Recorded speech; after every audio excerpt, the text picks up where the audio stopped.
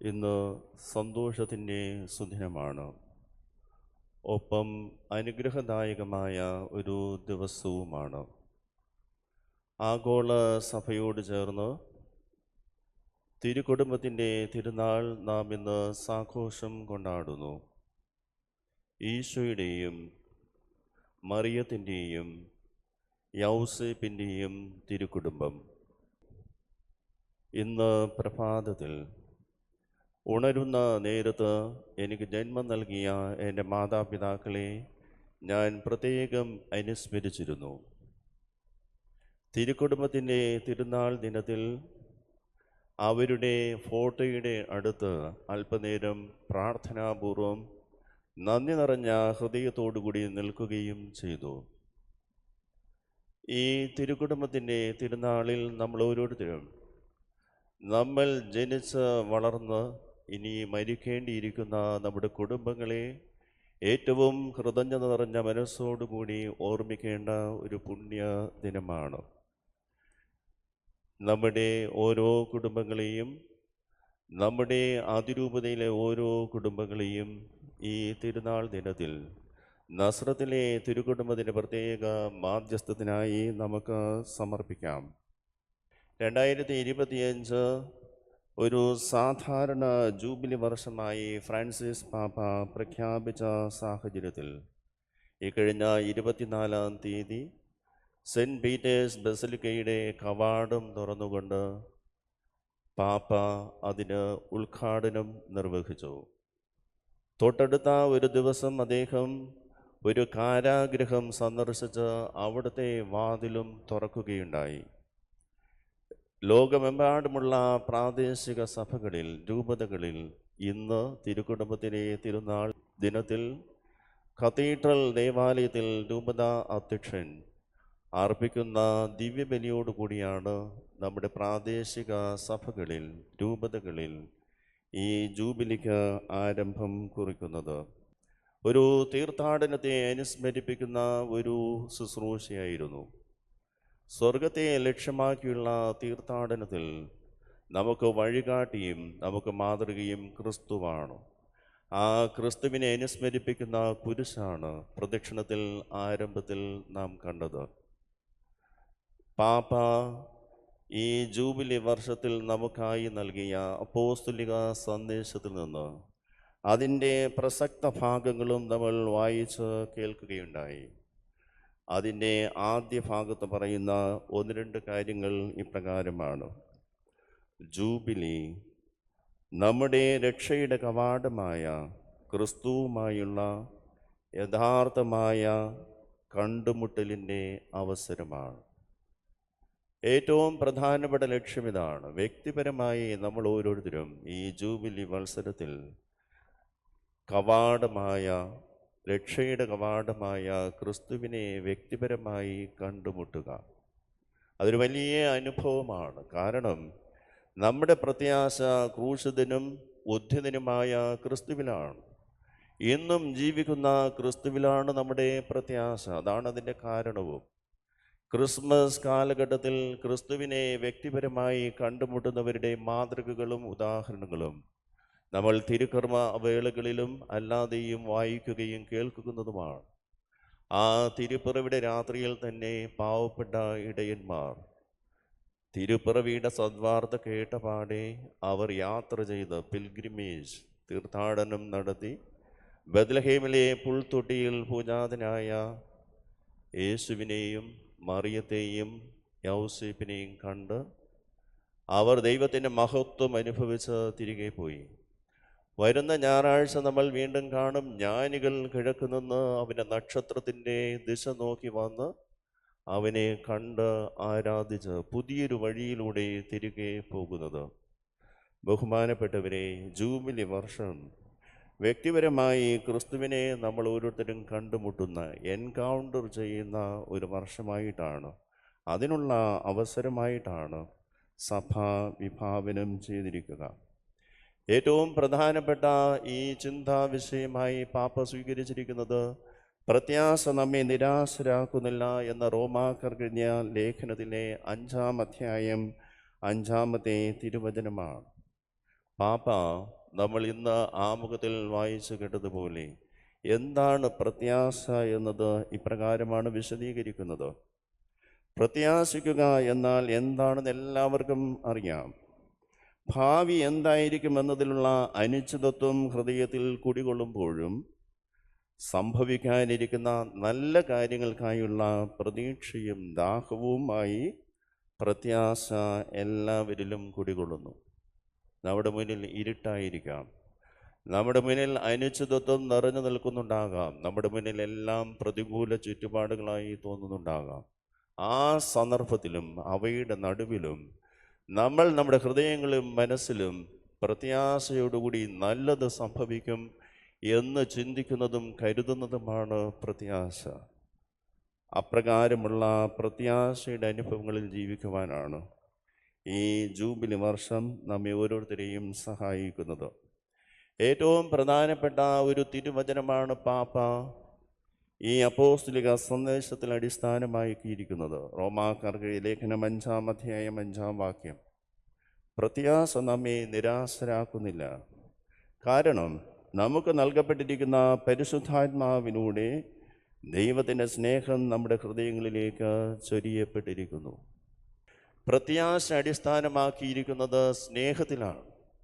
ദൈവത്തിന് നമ്മോടുള്ള സ്നേഹത്തിലാണ് പ്രത്യാശ അടിസ്ഥാനമായിരിക്കുന്നത്. ആ പ്രത്യാശ നമ്മിൽ ജ്വലിപ്പിക്കുന്നതും ഒരു കെടാവിളക്ക് പോലെ ഉത്തേജിപ്പിച്ച് നിർത്തുന്നതും പരിശുദ്ധാത്മാവാണ്. ആ പരിശുദ്ധാത്മാവിനെ ഓരോരുത്തർക്കും നൽകുന്നതിലൂടെ നമ്മുടെ ഹൃദയങ്ങളിൽ ദൈവത്തിൻ്റെ സ്നേഹം ചൊരിയപ്പെട്ടിരിക്കുന്നു. ഈ ദൈവിക സ്നേഹത്തിൻ്റെ സാന്നിധ്യം തിരിച്ചറിയുകയും അതിൽ വളരുകയും അതിൽ അനുഭവിക്കുകയും അത് പരസ്പരം പകരുവാനുള്ള ശ്രേഷ്ഠമായ ഒരു വേദിയാണ്, ഒരിടമാണ് നമ്മൾ ജനിച്ചു വളർന്നിരിക്കുന്ന കുടുംബം.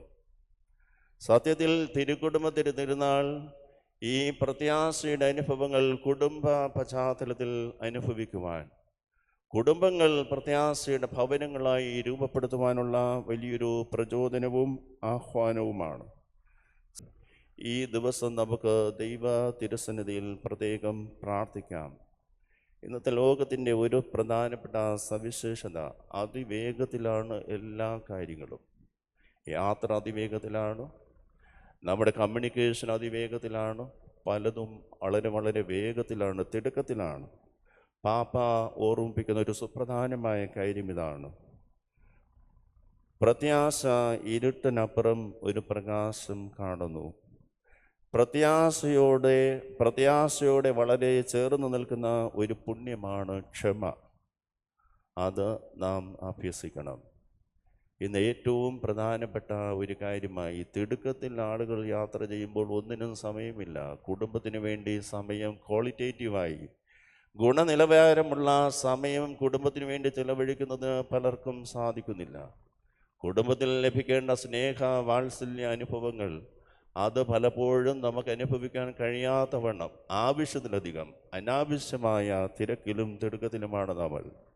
ഈ പ്രത്യാശ എന്ന പുണ്യത്തിൻ്റെ ഏറ്റവും അടുത്ത് നിൽക്കുന്ന ഒരു കാര്യമാണ് ക്ഷമ. പാപ്പ പറയും, ദ്രുതഗതിയിലോടുന്ന ലോകത്തിൽ എല്ലാം ഇപ്പോൾ തന്നെ നടക്കണമെന്ന് ആഗ്രഹിക്കുന്നവരാണ് നാം ഓരോരുത്തരും. ഒന്നിനും നമുക്ക് സമയമില്ല. ഭ്രാന്തമായ തിടുക്കം ക്ഷമയെ ഇല്ലാതാക്കുന്നു. ക്ഷമയെന്ന പുണ്യം കുടുംബത്തിലും ബന്ധങ്ങളിലും പൊതു ഇടങ്ങളിലും ഏറ്റവും പ്രധാനപ്പെട്ടതാണെന്ന് നമുക്ക് ഓർമ്മിക്കാം. ജീവിതത്തെ മുന്നോട്ട് നയിക്കുന്ന ചാലക ശക്തിയായി നമ്മുടെ മുന്നിലുള്ളത് പ്രത്യാശയാണ്. ഇരുട്ടിൻ്റെയും അന്ധകാരത്തിൻ്റെയും ഇടങ്ങളിലും പരാജയത്തിൻ്റെ മുഹൂർത്തങ്ങളിലും എല്ലാം അവസാനിച്ചു എന്ന് തോന്നുന്ന ഇടങ്ങളിലും ഇല്ല, ഒന്നും അവസാനിച്ചിട്ടില്ല, എല്ലാറ്റിനും ഇനിയും ഒരു അവസരമുണ്ട് എന്ന് ചിന്തിക്കുന്ന, പ്രത്യാശയോടുകൂടി എല്ലാം പ്രസാദാത്മകമായ മനസ്സോടുകൂടി കാണുന്ന ഒരവസ്ഥയാണ് ഈ ജൂബിലി വർഷം ദൈവം നമുക്കായി പ്രദാനം ചെയ്യുന്നത്. ശരിയായ രീതിയിൽ ഈ ജൂബിലിയുടെ ആ ലക്ഷ്യത്തിലേക്ക് യാത്ര ചെയ്യുവാൻ നമുക്ക് പ്രത്യേകം പ്രാർത്ഥിക്കാം. ജൂബിലി വർഷത്തിൽ പ്രത്യേകമായി പാപ്പ അനുസ്മരിപ്പിക്കുന്നത് തീർത്ഥാടനത്തിൻ്റെ പ്രാധാന്യമാണ്. ഒരുപക്ഷെ ദൂര ഇടങ്ങളിലേക്ക് നമ്മൾ തീർത്ഥാടകരായി പോവുക സാമ്പത്തികമായ ഞെരുക്കങ്ങളുള്ള നമ്മളെപ്പോലുള്ളവർക്ക് സാധ്യമല്ല. അടുത്തുള്ള ദേവാലയങ്ങളിൽ തീർത്ഥാടകരായി പോകുന്നത് ഈ ജൂബിലിയുടെ സന്ദേശം സ്വാംശീകരിക്കുവാൻ, അതിൻ്റെ അരൂപിയിൽ വളരുവാൻ സഹായിക്കുന്ന ഒരു കാര്യമാണ്. മറ്റൊരു കാര്യം, ജൂബിലി വർഷത്തിൽ ഏറ്റവും പ്രധാനപ്പെട്ടത് അനുരഞ്ജിതരാവുക എന്നതാണ്. ദൈവത്തോടുള്ള അനുരഞ്ജനം, രമ്യത, സഹജീവികളോടുള്ള, പ്രകൃതിയോടുള്ള, അവനവനോടുള്ള ആ ഒരു അനുരഞ്ജനം, അതിനേറ്റവും പ്രാധാന്യത്തോടുകൂടി സഭ നമുക്ക് നൽകുന്നതാണ് അനുരഞ്ജന കൂദാശ. കുമ്പസാരം എന്ന കൂദാശയുടെ പ്രസക്തി അത് വ്യക്തിപരമായ ഒരു അനുഭവമാക്കുവാൻ, കേവലം അതൊരു ചടങ്ങല്ല, അത് ആത്മീയ നവീകരണത്തിനുള്ള ദൈവത്തിൻ്റെ കൃപ നമ്മിൽ നിറയുന്നതിൻ്റെ, ദൈവം കൂടെയുണ്ടെന്നും നിന്റെ പാപങ്ങൾ ക്ഷമിക്കപ്പെട്ടിരിക്കുന്നുവെന്ന അവൻ്റെ പൊറുതിയുടെ വാക്കുകൾ കേൾക്കുന്നതിനും വീണ്ടും നമ്മൾ പ്രത്യാശയോടുകൂടി മുന്നേറുന്നതിനും ഏറ്റവും നമ്മെ സഹായിക്കുന്ന കൂദാശയാണ് അനുരഞ്ജനമെന്ന് നമുക്ക് വിസ്മരിക്കാതിരിക്കാം. തിരുക്കുടുംബത്തിൻ്റെ തിരുനാളാണ്. നമ്മുടെ എല്ലാവരുടെയും കണ്ണുകൾ, നമ്മുടെ എല്ലാവരുടെയും ശ്രദ്ധ നസ്രത്തിലെ തിരുക്കുടുംബത്തിലേക്കാണ് ഇന്ന് തിരിയേണ്ടത്. ഈശോയുടെയും മറിയത്തിൻ്റെയും യൗസേപ്പിൻ്റെയും തിരുക്കുടുംബം. ഈ കുടുംബത്തെ, നസ്രത്തിലെ കുടുംബത്തെ തിരുക്കുടുംബം എന്ന് വിശേഷിപ്പിക്കുന്നത് എന്തുകൊണ്ടാണ്? പലതരത്തിൽ നമുക്കതിൻ്റെ വിശദീകരണം പറയാം. ഏറ്റവും എളുപ്പമുള്ളത്, നസ്രത്തിലെ കുടുംബത്തിൽ യേശുവിൻ്റെ സാന്നിധ്യമുണ്ടായിരുന്നത് കൊണ്ടാണ് അത് തിരുക്കുടുംബമായി മാറുന്നത്. നമ്മുടെ ഓരോ കുടുംബങ്ങളിലും ദൈവത്തിൻ്റെ സാന്നിധ്യം, യേശുവിൻ്റെ സാന്നിധ്യമുണ്ടെങ്കിൽ അത് തിരുക്കുടുംബമായി മാറും. യേശുവിൻ്റെ സാന്നിധ്യം അനുഭവിക്കാനുള്ള വഴികളും മാർഗങ്ങളും സഭ പരമ്പരാഗതമായി നമുക്ക് നൽകുന്നുണ്ട്. അവൻ്റെ വചനം കേൾക്കുക, വിശുദ്ധ ഗ്രന്ഥം വ്യക്തിപരമായി കുടുംബത്തോടൊപ്പം വായിക്കുന്നതും ധ്യാനിക്കുന്നതും പ്രാർത്ഥിക്കുന്നതും ഈ അനുഭൂതിയിലേക്ക് കടന്നു വരുവാൻ നമ്മെ സഹായിക്കുന്നതാണ്. മാത്രമല്ല, യേശുവിൻ്റെ സാന്നിധ്യം നിറഞ്ഞു നിൽക്കുന്ന അവൻ്റെ തിരുബലി, പരിശുദ്ധ കുർബാനയുടെ ആഘോഷത്തിൽ, ഇതര കൂദാശകളുടെ ആഘോഷത്തിൽ പങ്കുചേരുന്നത് ക്രിസ്തുവിൻ്റെ സാന്നിധ്യത്തിൻ്റെ ഏറ്റവും ആഴമായ അനുഭവങ്ങൾ പ്രദാനം ചെയ്യുന്നതാണ്. ആരാധക സമൂഹത്തിലുള്ള ഓരോ വിശ്വാസികളും ആരാധനയ്ക്കായി കൂടുമ്പോൾ ഈ ആരാധക സമൂഹത്തിൽ യേശുവിൻ്റെ സാന്നിധ്യമുണ്ട്. കൂട്ടായ്മകളിൽ ഈശോയുടെ സാന്നിധ്യം അനുഭവിക്കുവാൻ സാധിക്കണം. സുവിശേഷങ്ങളിൽ കാണുന്ന മറ്റൊരു കാര്യമാണ് ഏറ്റവും ദരിദ്രരായ പാപികളായ ആളുകളുടെ ഇടയിലുള്ള യേശുവിൻ്റെ സാന്നിധ്യം. അവൻ പാപികളോടും രോഗികളോടും എല്ലാവരാലും മാറ്റി നിർത്തപ്പെടുന്നവരോടുമൊക്കെ താതാത്മ്യം പ്രാപിക്കുന്നതായി ഈ സുവിശേഷത്തിൽ നമ്മൾ വായിക്കുന്നുണ്ട്. അപ്രകാരമുള്ള ഇടങ്ങളിലൂടെ നാം ക്രിസ്തുവിൻ്റെ സാന്നിധ്യം അനുഭവിച്ച് മുന്നോട്ട് പോകുമ്പോൾ നമ്മുടെ കുടുംബങ്ങൾ തിരുക്കുടുംബമാകും. പ്രിയപ്പെട്ടവരെ, കുടുംബമാണ് ഏറ്റവും പ്രധാനപ്പെട്ട ഇടം. കുടുംബം സമൂഹത്തിൻ്റെ ഏറ്റവും അടിസ്ഥാന ഘടകമാണ്. നമുക്കെല്ലാവർക്കും അറിയാം, സമൂഹത്തിൻ്റെ അടിത്തറയും കുടുംബമാണ്. അതിനാൽ കുടുംബങ്ങളുടെ അവസ്ഥ സമൂഹത്തെ മൊത്തത്തിൽ നേരിട്ട് സ്വാധീനിക്കുന്നതാണ്. ധാരാളം വെല്ലുവിളികളിലൂടെയാണ് ഇന്നത്തെ കുടുംബങ്ങൾ കടന്നു പോകുന്നത്. കത്തോലിക്ക സഭ ഏറ്റവും പ്രാധാന്യത്തോടുകൂടി കാണുന്നത് ക്രിസ്തീയ കുടുംബങ്ങളെയാണ്. കുടുംബ കേന്ദ്രീകൃതമായ അജപാലനത്തിലാണ് സഭ ഇന്ന് ശ്രദ്ധ കേന്ദ്രീകരിക്കുന്നത്. അതിൻ്റെ തെളിവാണ് 2014 2015 2 സിനഡുകൾ റോമിൽ ഫ്രാൻസിസ് പാപ്പ വിളിച്ചു കൂട്ടിയത് കുടുംബങ്ങളുടെ ജീവിതാവസ്ഥകളെക്കുറിച്ച് വിചിന്തനം ചെയ്യുവാനും കുടുംബങ്ങളെ എങ്ങനെ സഹായിക്കാം ദൈവികമായി വളരുവാൻ, സ്നേഹത്തിലും സമാധാനത്തിലും ജീവിക്കുവാൻ എന്ന് ചിന്തിക്കുവാനായിരുന്നു. അതിൻ്റെ തുടർച്ചയായി അദ്ദേഹം സിനഡാനന്തര അപ്പോസ്തലിക ലേഖനം വളരെ മനോഹരമാണ്. സ്നേഹത്തിൻ്റെ സന്തോഷം എന്ന പേരിൽ ദ ജോയ് ഓഫ് ലവ്, ലത്തീനിൽ അമോറിസ് ലത്തീഷ്യ, 2016 മാർച്ച് 19 പുറപ്പെടുവിച്ചു. എനിക്ക് തോന്നുന്നു ഈ ദേവാലയത്തിലിരിക്കുന്ന യുവതി യുവാക്കന്മാർ, അമ്മമാർ, സഹോദരങ്ങൾ ഏതെങ്കിലും ഒരു പുസ്തകം കുടുംബത്തിൻ്റെ പശ്ചാത്തലത്തിൽ വായിക്കുവാൻ ആഗ്രഹിക്കുന്നുണ്ടെങ്കിൽ ഫ്രാൻസിസ് പാപ്പ 2016 പുറപ്പെടുവിച്ച ഈ അപ്പോസ്തലിക ലേഖനം, വളരെ വളരെ മനോഹരമായ ഈ ലേഖനം, അത് സ്വന്തമാക്കുക, വായിക്കുക. ചെറുപ്പക്കാർ അവരുടെ ജീവിതം കുറേയും കൂടി മെച്ചപ്പെടുത്തും. എങ്ങനെയാണ് ജീവിതത്തിൽ സന്തോഷവും സമാധാനവും അനുഭവിക്കുക എന്നുള്ള രഹസ്യങ്ങളെല്ലാം പാപ്പ ഈ ഗ്രന്ഥത്തിലൂടെ നൽകും. എനിക്ക് തോന്നുന്നു വളരെ ആഡംബരത്തോടുകൂടി വിവാഹങ്ങൾ നടത്തുന്നവർ ഈ അപ്പോസ്തല ലേഖനം വിവാഹത്തിൽ പങ്കെടുക്കുവാൻ വരുന്ന യുവദമ്പതികൾക്ക് ഫ്രീ ആയി സൗജന്യമായി വാങ്ങി ഗിഫ്റ്റായി നൽകുന്നത് നല്ലതാണ്. ആവശ്യമില്ലാത്ത വിഭവങ്ങൾ ആഡംബരം കാണിക്കുവാൻ വേണ്ടി കടവും വാങ്ങി ചെലവഴിക്കുന്നതിനേക്കാൾ ശ്രേഷ്ഠമായി ഇതിൻ്റെ ചൈതന്യം മനസ്സിലാകുന്ന രീതിയിൽ വിവാഹ ആഘോഷങ്ങൾ നടത്തുന്നതും നല്ലതാണ്. ആ മാസത്തിൽ വളരെ മനോഹരമായ, എനിക്ക് ഏറ്റവും ഇഷ്ടപ്പെട്ട ഒരു ലേഖനം വായിക്കുവാൻ ഇടയായി. കുടുംബത്തെക്കുറിച്ചുള്ള ലേഖനമാണ്. സത്യദീപം എന്ന് പറയുന്ന എറണാകുളം രൂപതയിൽ നിന്നിറങ്ങുന്ന ആഴ്ചപ്പതിപ്പിലാണ് ആ ലേഖനം. ലേഖനത്തിൻ്റെ തലക്കെട്ടിതാണ്: ആനന്ദിക്കുന്ന കുടുംബങ്ങളെ പടുത്തുയർത്തുക. ആനന്ദിക്കുന്ന കുടുംബങ്ങളെ, സ്നേഹത്തിൻ്റെ സന്തോഷം, സ്നേഹത്തിൻ്റെ ആനന്ദമാണ് കുടുംബങ്ങൾ. പാപ്പയുടെ ആ ലേഖനവും അതാണ്. 2 വാക്കുകൾ പ്രത്യേകം ശ്രദ്ധേയമാണ്. ആനന്ദം പരസ്പര ബന്ധത്തിൽ നിന്ന് അനുഭവേദ്യമാകുന്നു. വേറൊരിടത്തും ആനന്ദം ലഭിക്കുകയില്ല. ആനന്ദം ലഭിക്കുന്നത് വ്യക്തിബന്ധങ്ങളിൽ നിന്നാണ്, കുടുംബ ബന്ധങ്ങളിൽ നിന്നാണ്. അത് ഒരിക്കലും വിസ്മരിക്കാതിരിക്കുക. അല്ലാത്ത ഇടങ്ങളിൽ നിന്ന് ലഭിക്കുന്നത് സുഖവും ഒരുപക്ഷെ സന്തോഷവുമാകാം. നേട്ടങ്ങൾ ഉണ്ടാകുമ്പോൾ നമുക്ക് സന്തോഷം അനുഭവപ്പെടുന്നു, ആനന്ദമുണ്ടാവുകയില്ല. ആനന്ദം എപ്പോഴും വ്യക്തിബന്ധങ്ങൾ, കുടുംബ ബന്ധങ്ങളിൽ നിന്നാണ് അടിസ്ഥാനമിടുന്നത്. കുടുംബത്തെക്കുറിച്ച് വിചിന്തനം ചെയ്യുമ്പോൾ ഏറ്റവും കാതലായ കാര്യം നമുക്കറിയാം. സ്നേഹത്തിൽ അധിഷ്ഠിതമാണ് കുടുംബ, ദാമ്പത്യ, വൈവാഹിക ബന്ധങ്ങൾ എന്നനുസ്മരിക്കാം.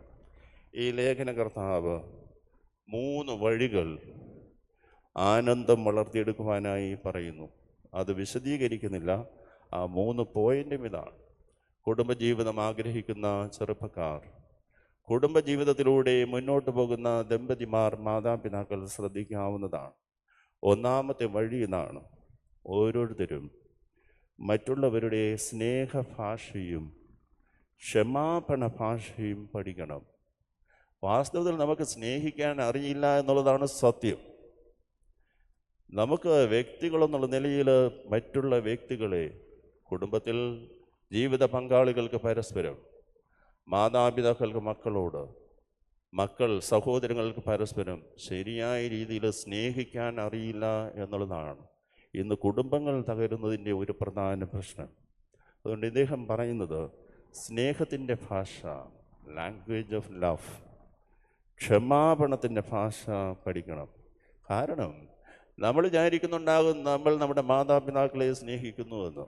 ജീവിത പങ്കാളികൾ പരസ്പരം അവർക്ക് തോന്നുന്നുണ്ടാകും ഞാൻ എൻ്റെ പങ്കാളിയെ സ്നേഹിക്കുന്നുണ്ട്. പക്ഷേ പങ്കാളിക്ക് അത് അനുഭവപ്പെടുന്നില്ല. സ്നേഹം അനുഭവപ്പെടണം. സ്നേഹിക്കുന്നുവെന്ന് അവർക്ക് ബോധ്യമാകണം. അങ്ങനെയാണോ സ്നേഹങ്ങൾ എന്നുള്ളതാണ് ഇവിടുത്തെ പ്രശ്നം. അപ്പോൾ തീർച്ചയായും സ്നേഹത്തിൻ്റെ ഭാഷ അത് ഒരു വലിയ സംഭവമാണ്. വ്യക്തികളാണ് പരസ്പരം സ്നേഹിക്കുന്നത്, വസ്തുക്കളല്ല. സ്വപ്നത്തിലുള്ള ആദർശത്തിലുള്ളവരുടെ സ്നേഹമല്ല. പരുക്കനായ 2 ആളുകൾ, വ്യത്യസ്ത പരിസ്ഥിതികളിൽ നിന്നുള്ളവർ തമ്മിലുള്ള ബന്ധമാണ് ദാമ്പത്യ ബന്ധത്തിലുള്ളത്. അവരുടെ സ്നേഹത്തിൻ്റെ ഭാഷ 2 പേർക്കും പരസ്പരം മനസ്സിലാകണം. മനസ്സിലാകുന്നില്ലെങ്കിൽ സ്നേഹം ലഭിക്കാത്തത് കൊണ്ട് മറ്റിടങ്ങളിലേക്കും മറ്റു സാഹചര്യങ്ങളിലേക്കും പിന്നെ അതന്വേഷിച്ചു പോകും. ജീവിതത്തിൽ എല്ലായ്പ്പോഴും നമുക്ക് ക്ഷമിക്കേണ്ടി വരും. ബലം പിടിച്ചിരുന്നിട്ട് കാര്യമില്ല. തെറ്റുണ്ടാകും, തെറ്റ് സമ്മതിക്കുക. രണ്ടാമതായി ഇദ്ദേഹം പറയുന്നത്, ഈ ലേഖനകർത്താവ് പറയുന്നത്, ആനന്ദമുള്ള കുടുംബങ്ങൾ രൂപപ്പെടുത്തുവാൻ നിങ്ങളുടെ കുടുംബത്തെ ഒരു കോടതി മുറിയേക്കാൾ കുമ്പസാര കൂടാക്കുക. നിങ്ങളുടെ കുടുംബത്തെ ഒരു കോടതി മുറിയേക്കാൾ ഒരു കുമ്പസാര കൂടാക്കുക. വാസ്തവത്തിൽ ഇത് അമേരിക്കയിലെ ഒരു അഭിഭാഷകൻ അവിടുത്തെ യുവദമ്പതികൾക്ക് വിവാഹ അവസരത്തിൽ കൊടുത്ത സന്ദേശമാണ്.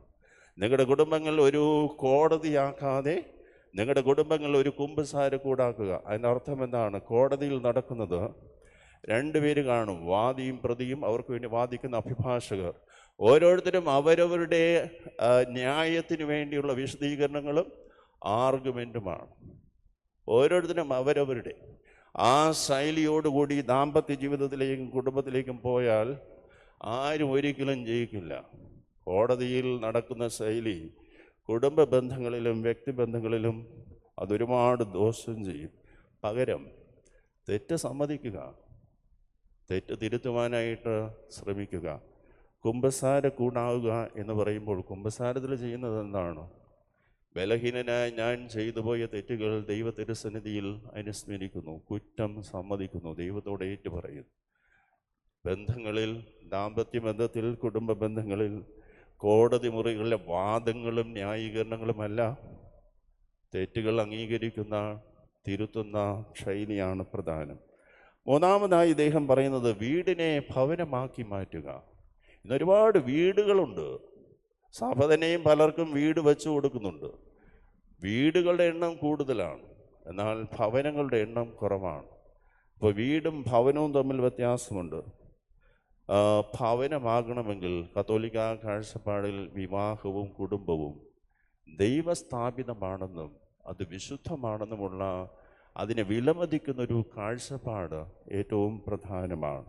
3-4 ചെറിയ കാര്യങ്ങൾ പറയുന്നത് ദൈവിക മൂല്യങ്ങൾ സമന്വയിപ്പിച്ച് കുടുംബത്തിന് വേണ്ടി ക്വാളിറ്റേറ്റീവായിട്ടുള്ള സമയം എല്ലാവരും നൽകി എല്ലാ കുടുംബാംഗങ്ങൾക്കിടയിലും പരസ്പരമുള്ള സ്വയം ദാനത്തെ പ്രോത്സാഹിപ്പിച്ചുകൊണ്ടുമാണ് നമ്മുടെ വീടുകൾ ഭവനങ്ങളായി മാറ്റുന്നത്. ഒരുപാട് കാര്യങ്ങളിലുണ്ട്. നമുക്ക് പ്രത്യാശയുടെ ഈ തീർത്ഥാടന മത്സരത്തിൽ എവിടെ തുടങ്ങണമെന്ന് ചോദിച്ചാൽ കുടുംബങ്ങളിലാണ് അത് തുടങ്ങേണ്ടത്. പാപ്പ വളരെ മനോഹരമായി ഇന്നത്തെ കാലത്ത്, ഇന്നത്തെ സമൂഹത്തിൽ നമുക്കിടയിൽ പ്രത്യാശയുടെ അനുഭവം ആവശ്യമായിരിക്കുന്ന ചില ഇടങ്ങൾ സൂചിപ്പിക്കുന്നുണ്ട്. അവിടെ നമുക്ക് പ്രത്യാശ പകരുവാൻ ഈ ജൂബിലി വർഷത്തിൽ പ്രത്യേകം സാധിക്കണം. 8-9 കാര്യങ്ങൾ അദ്ദേഹം പറയുന്നു. ഇതിൽ പല കാര്യങ്ങളും കുടുംബത്തിനകത്തുള്ള കാര്യങ്ങളാണ്. അദ്ദേഹം പറയുന്നത് ഇന്ന് ലോകത്തിൽ സമാധാനത്തിനായിട്ടുള്ള ദാഹമുണ്ട്. ഒരു വശത്ത് യുദ്ധവും അക്രമങ്ങളും നടക്കുന്നെങ്കിലും മനുഷ്യർക്ക് സമാധാനത്തിന് വേണ്ടിയുള്ള ദാഹമുണ്ട്. ആ ദാഹം, ആ സാഹചര്യത്തിൽ പ്രത്യാശ പകരുവാനായിട്ട് നമുക്ക് സാധിക്കണം. 2, ജീവിക്കുന്നതിനുള്ള ആവേശവും അത് പങ്കുവയ്ക്കുന്നതിനുള്ള സന്നദ്ധതയും ഇന്ന് കൂടുതൽ ആവശ്യമാണ്. പല ആത്മഹത്യകൾ നടക്കുന്നു, പല കാരണങ്ങളാണ്. അതുപോലെ തന്നെ പലരും കുഞ്ഞുങ്ങൾക്ക് ജന്മം നൽകുവാൻ വൈമുഖ്യം കാണിക്കുന്നു. പരിഷ്കൃത സംസ്കാരത്തിൻ്റെ ഭാഗമാണ് പോലും. പാപ്പ പറയുന്നത് ജീവിക്കുന്നതിനുള്ള ആവേശവും അത് പങ്കുവയ്ക്കുന്നതിനുള്ള സന്നദ്ധതയും, കുഞ്ഞുങ്ങൾക്ക് ജന്മം നൽകുവാനുള്ള ഇതും യുവജനങ്ങളെ അതിനായി പ്രേരിപ്പിക്കുക. അത്തരം സാഹചര്യങ്ങളിൽ നാം പ്രത്യാശ പകരുന്നവരാവുക. 3-ാമതായി തടവുകാർക്ക് പ്രത്യാശ പകരുക. 4, ഭവനങ്ങളിലും ആശുപത്രികളിലുമുള്ള രോഗികൾക്ക്, പ്രത്യേകിച്ച് ഭിന്നശേഷിക്കാരായ ആളുകൾക്ക് പ്രത്യാശ പകരുക. യുവജനങ്ങൾക്ക് പ്രത്യാശ പകരുക. ഭാവി അവർക്ക് അനുചിതമായി തോന്നുമ്പോൾ, മറ്റു വഴികളിലേക്ക് അവർ സഞ്ചരിക്കുമ്പോൾ കൗമാരക്കാരും വിദ്യാർത്ഥികളും യുവദമ്പതിമാർക്കും പ്രത്യാശ പകരുക. മറ്റൊരു കൂട്ടർ കുടിയേറ്റക്കാരാണ്. നമുക്കിടയിലും അന്യ സംസ്ഥാനങ്ങളിൽ നിന്ന് ജോലി ചെയ്ത് വന്ന ആളുകളുണ്ട്. നമ്മളിൽ പലരും അന്യനാടുകളിലും രാജ്യങ്ങളിലും കുടിയേറുന്നവരാണ്. മറ്റൊരു വിഭാഗം വയോധികരാണ്. ഈ വയോധികർ കുടുംബത്തിലാണ്. പ്രായമായ അപ്പനും അമ്മച്ചിയും. മാതാപിതാക്കളെ ബഹുമാനിക്കുന്നവന് ലഭിക്കുന്ന അനുഗ്രഹങ്ങളുടെ ഒരു ലിസ്റ്റാണ് നമ്മൾ വായിച്ചു കേട്ടത്. കൊളോസർ എഴുതിയ 2-ാമത്തെ ലേഖനത്തിൽ കർത്താവിലുള്ളൊരു കുടുംബജീവിതത്തെക്കുറിച്ചാണ്. അവിടെ ഏറ്റവും പ്രധാന സ്നേഹമാണ്, ക്ഷമയാണ് എന്ന് പൗലോസ് പറയുന്നു. ഈ ദരിദ്രരോടുള്ള പ്രത്യാശ, ഈ രൂപത്തിൽ കുടുംബങ്ങളിലാണ് ഈ പലരും ഉള്ളത്. അതുകൊണ്ട് തന്നെ കുടുംബങ്ങളിൽ പ്രത്യാശയുടെ അനുഭവം വളർത്തുവാനും അതിൽ ജീവിക്കുവാനുള്ള വലിയ കൃപയ്ക്കായി നമുക്ക് പ്രത്യേകം പ്രാർത്ഥിക്കാം. ബാലനായ യേശു ദേവാലയത്തിലാണ്. 4-5 വാക്കുകൾ പറഞ്ഞാൽ തിരുക്കുടുംബം പതിവ് പോലെ തിരുനാളിന് പോകുന്നതാണ്. അവർ പതിവ് പോലെ ദേവാലയ കാര്യങ്ങളിൽ, മതപരമായ കാര്യങ്ങളിൽ സംബന്ധിച്ചിരുന്നു. ആരൊക്കെ? യേശുവും മറിയവും യൗസേപ്പും. അവർ ഒരുമിച്ചാണ് യാത്ര ചെയ്തത്. ഈ സുവിശേഷ ഭാഗം വായിക്കും, ഒരുമിച്ചുള്ള യാത്രയാണ് ജേണിങ് ടുഗദർ. അതാണ് സിനഡ്. കുറേ വർഷം നമ്മൾ അതിനെക്കുറിച്ച് ചിന്തിക്കുകയായിരുന്നു. അവർ നഷ്ടപ്പെടുമ്പോൾ തേടിപ്പോവുകയും കണ്ടെത്തുകയും ചെയ്യുന്നൊരു കുടുംബമാണ് തിരുക്കുടുംബം. അത്ഭുതം കൂറുന്ന ഉത്കണ്ഠകൾ പങ്കുവയ്ക്കുന്ന കുടുംബമാണ് തിരുക്കുടുംബം. പരസ്പരം ഡയലോഗ് ചെയ്യുന്ന കുടുംബമാണ്. ദൈവപിതാവിൻ്റെ ഹിതം നിറവേറ്റുന്നവരാണ് ഈ കുടുംബത്തിലുള്ളത്. സ്നേഹ ബഹുമാനമുള്ളവരെ, ജനിച്ച് വളർന്ന നമ്മെ നാമാക്കി മാറ്റിയ മാതാപിതാക്കളെയും കൂടപ്പിറപ്പുകളായ സഹോദരങ്ങളും ഉൾക്കൊള്ളുന്ന നമ്മുടെ ഓരോ കുടുംബങ്ങളെയും നമുക്ക് സ്മരിക്കാം ധ്യാനപൂർവ്വം. നമ്മൾ അറിയുന്ന കുടുംബങ്ങളെയും അനുസ്മരിക്കാം. കുടുംബങ്ങളിലൂടെയാണ് ഇന്ന് രക്ഷ. ജീവിതത്തിന് ആവശ്യമായ സ്നേഹവും വാത്സല്യവും എല്ലാം ലഭിക്കുന്ന പ്രാഥമികമായ ഇടം കുടുംബമാണ്. അത് നേരിടുന്ന എല്ലാ വെല്ലുവിളികളുടെയും നടുവിലും പ്രത്യാശഭരിതരായി മുന്നേറുവാൻ ഈ ജൂബിലി വർഷം നമുക്ക് സഹായകമാകട്ടെ. പരസ്പരം സഹായിച്ചും സ്നേഹിച്ചും സംഭാഷണത്തിലൂടെയും ക്ഷമയിലൂടെയും ജീവിതത്തിൻ്റെ സൗന്ദര്യം ആസ്വദിക്കുവാൻ നമ്മുടെ കുടുംബങ്ങൾക്ക് കഴിയട്ടെ എന്ന് പ്രാർത്ഥിക്കാം. വൈദികർക്കും സമർപ്പിതർക്കും സഭയിലെ എല്ലാ പ്രേക്ഷിതർക്കും കുടുംബ കേന്ദ്രീകൃതമായ അജപാലനത്തിൻ്റെ പ്രസക്തി ഇവിടെയാണ് മനസ്സിലാക്കുന്നത്. ആ പാതയിലൂടെയാണ് നമ്മുടെ തിരുവനന്തപുരം അതിരൂപത സഞ്ചരിക്കുന്നത്. കൊച്ചു ത്രേസ്യയാണ് രൂപതയുടെ മധ്യസ്ഥ. 100 വർഷമാകുന്നു അവൾ വിശുദ്ധയായി പ്രഖ്യാപിച്ചതിൻ്റെ. അതുകൊണ്ട് തന്നെ വിശുദ്ധ കൊച്ചു ത്രേസ്യയുടെ ആത്മീയ ചൈതന്യം കൊച്ചു ത്രേസ്യയുടെ കരം പിടിച്ച് പ്രത്യാശയുടെ തീർത്ഥാടകരാകുവാനാണ് ഈ വരുന്ന വർഷത്തിൽ നമ്മളെല്ലാവരും പരിശ്രമിക്കുന്നത്. നമ്മുടെ പരിശ്രമങ്ങളെ ദൈവം അനുഗ്രഹിക്കുവാൻ വേണ്ടി പ്രാർത്ഥിക്കാം.